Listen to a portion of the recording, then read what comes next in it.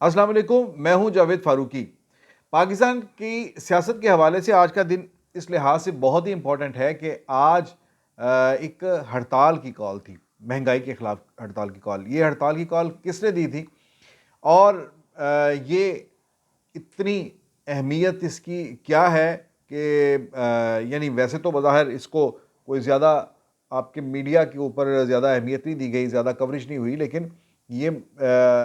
हड़ताल की कॉल और ये एक्टिविटी बहुत ही ज़्यादा अहमियत की हामिल है। ख़ास तौर पर अगर हम मुस्तक़बिल की सियासत को लें, तो उस सियासत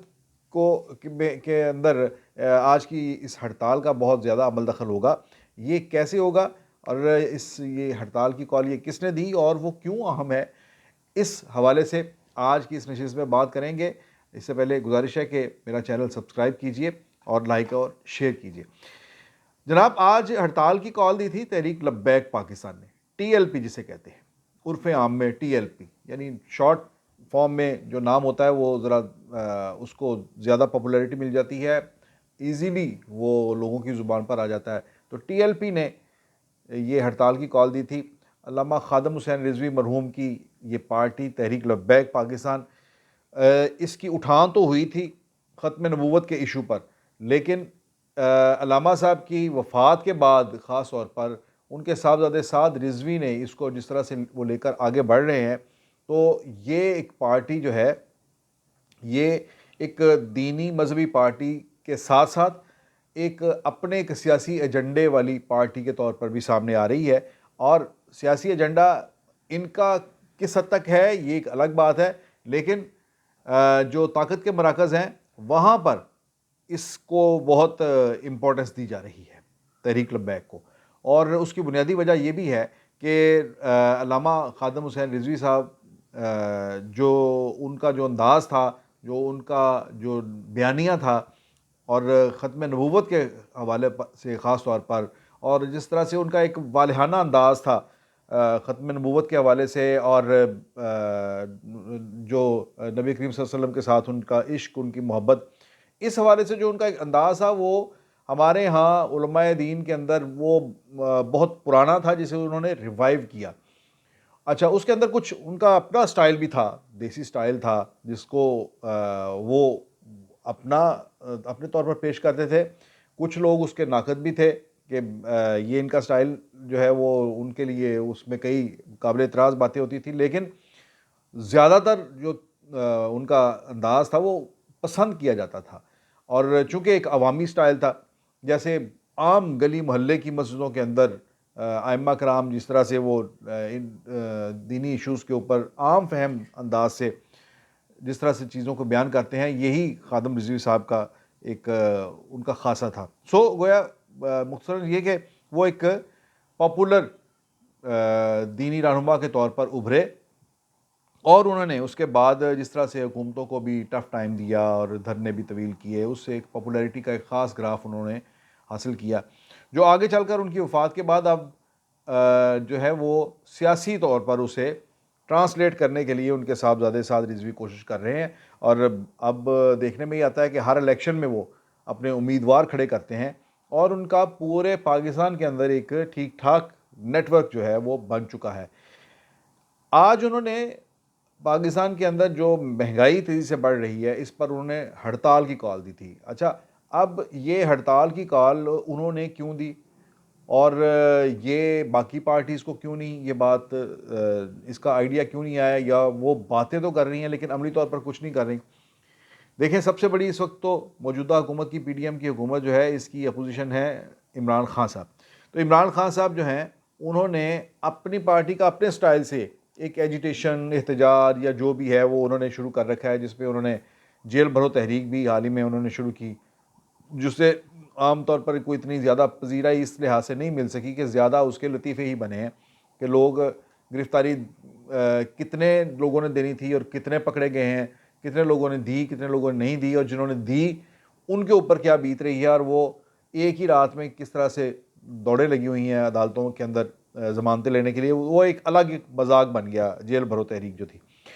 लेकिन वो अपनी पार्टी की इस तरह से एक्टिविटी कर रहे हैं। महंगाई को वो ज़ाहिर है क्रिटिसाइज़ करते हैं कि वो उनकी हुकूमत के मुखालिफ हैं, लेकिन महंगाई के हवाले से पर्टिकुलरली किसी पार्टी ने ये काम नहीं किया। हाँ, जमात इस्लामी ने किया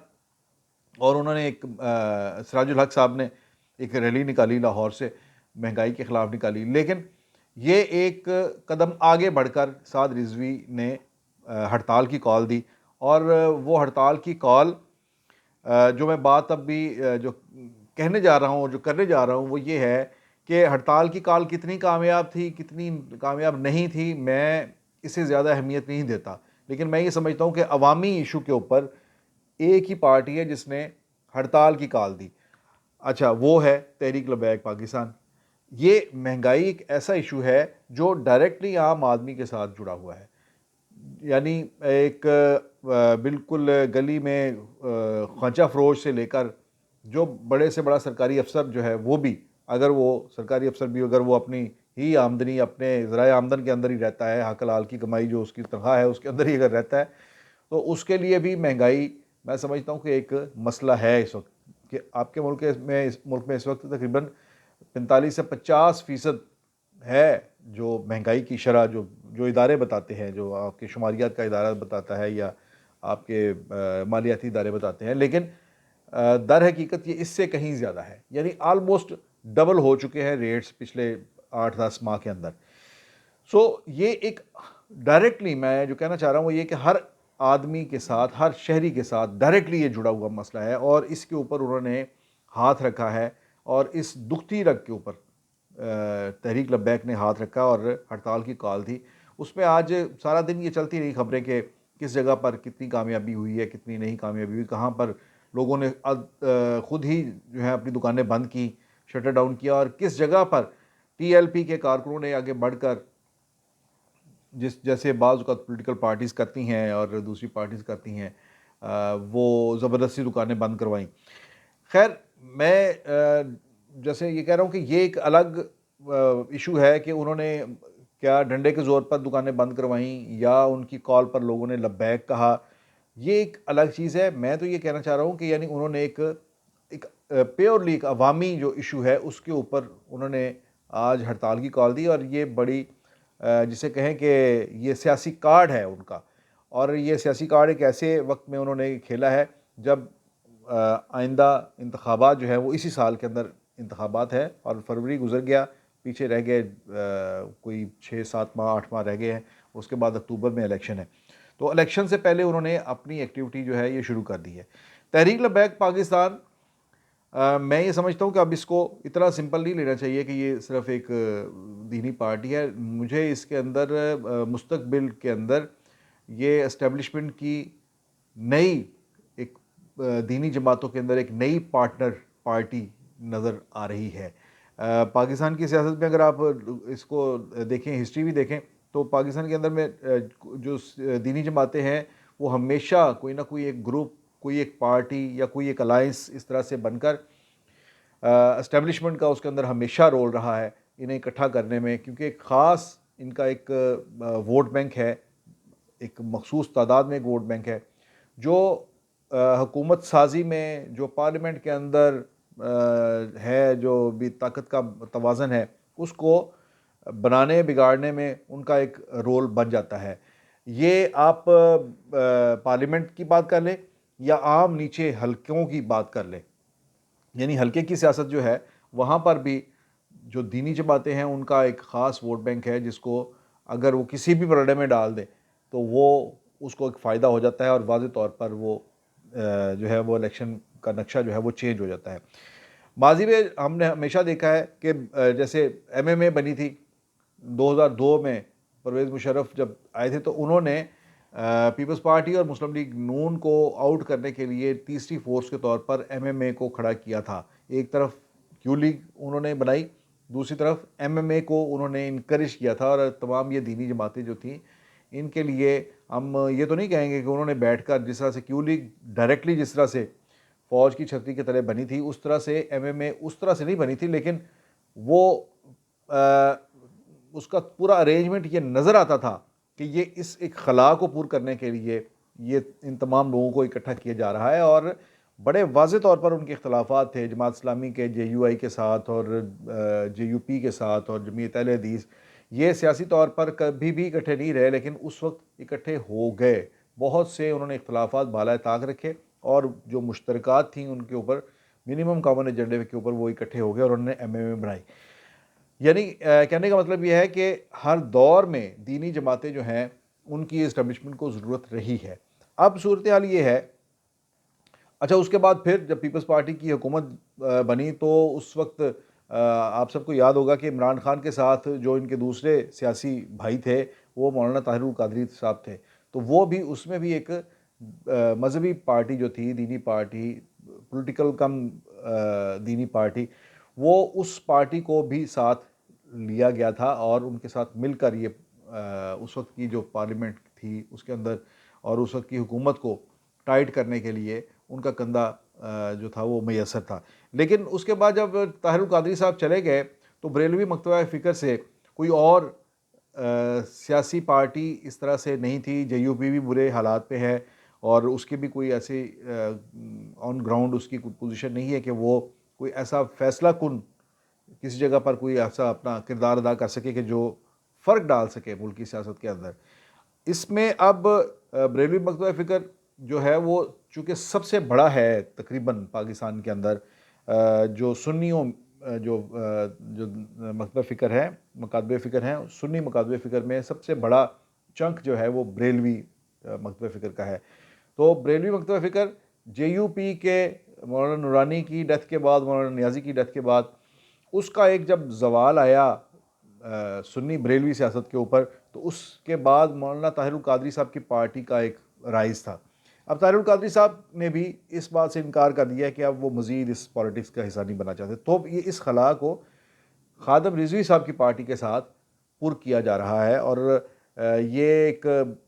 पार्टी एक ऐसी है कि उसमें जो, जैसे मैंने कहा कि जो स्लोगन है उसका, जो उनका नारा है, जो उनका खादम रिजवी साहब का एक वालहाना अंदाज़ था, उसके साथ लोगों की जुड़त मैंने कभी भी, ज़ाहिर है कि हम तो वैसे एक पॉलिटिकल सिस्टम जो है उसे सपोर्ट करने वाले लोग हैं, कानून, आइन, पार्लियामेंट की बात करते हैं, लेकिन मजहबी जमातें हैं, उनकी सियासत है, ये अपनी जगह पर एक हकीकत है। तो इस हकीकत को अगर हम जिसे हम नज़रअंदाज नहीं कर सकते, और अगर हम नज़रअंदाज नहीं कर सकते तो फिर उसकी बात करनी पड़ेगी। तो वो हकीकत ये है कि बरेलवी मकतबा फ़िक्र में इस वक्त सबसे ज़्यादा जो पॉपुलर पार्टी है वो तहरीक लब्बैक है और तहरीक लब्बैक ही है जो आइंदा इंतखाबात में भी नज़र आ रहा है कि एक बड़ा वाज़े इसका किरदार होगा। अब ये यहाँ तक तो मैं बहुत वाज़े हूँ कि आइंदा इंतखाबात में इसका बड़ा बड़ा नुमायाँ किरदार होगा और ये फ़र्क डालेगी अपने वोट बैंक के ज़रिए। लेकिन ये किस तरह से फ़र्क डालेगी? क्या इंडिपेंडेंटली लड़ेगी, हर हल्के में लड़ेगी, या किसी अलायंस का इसे हिस्सा बनाया जाएगा, किसी के साथ एडजस्टमेंट की जाएगी, किस शक्ल में आइंदा, ये तो खैर इसमें अभी वक्त पड़ा है। तहरीक जैसी दीगर पार्टीज़ के पास अभी वक्त पड़ा है कि वो अपनी अपनी अगली पॉलिटिकल अलाइनमेंट क्या बनाती हैं। इसी तरह से तहरीक लब्बैक के पास भी वक्त है। तो ये बहरहाल बात तय है कि आज की हड़ताल, जिस तरह से उन्होंने इस हड़ताल की कॉल दी और इसके ऊपर इम्प्लीमेंटेशन भी किसी हद तक हुई और फिर करवाई भी गई, तो ये एक उनकी सियासत का, नई सियासत का और आइंदा इंतखाबात के हवाले से इंतखाबी सियासत का एक बहुत ही बड़ा, जिसे आप कह सकते हैं कि एक पेशकदमी है उसकी तरफ। और इसके बाद आने वाले दिनों में मैं ये समझता हूँ कि जो हमारी इतलात भी हैं कि टीएलपी मज़ीद भी पॉलिटिकल एक्टिविटीज़ की तरफ जाएगी। और जैसे आपने देखा कि सिंध के अंदर, सिंध असम्बली के अंदर उन्होंने बाकायदा सीटें जीती हैं। तो आइंदा इलेक्शन में कुछ बैद नहीं कि पंजाब असम्बली के अंदर और पंजाब से कौमी असम्बली के अंदर, वहाँ पर भी इनकी कोई ना कोई नुमाइंदगी हमें देखने को मिले, जो कि आइंदा जो सिनेरियो होगा सियासी, उसके अंदर एक वाज़े तौर पर इनका एक किरदार बनता हुआ नज़र आ रहा है। देखते हैं कि आने वाले दिनों में क्या नए सियासी कार्ड साद रिजवी अनफोल्ड करते हैं, इस पर हम नज़र रखेंगे। अभी इस वक्त तक के लिए इतना ही, इजाज़त दीजिए। अल्लाह हाफ़िज़।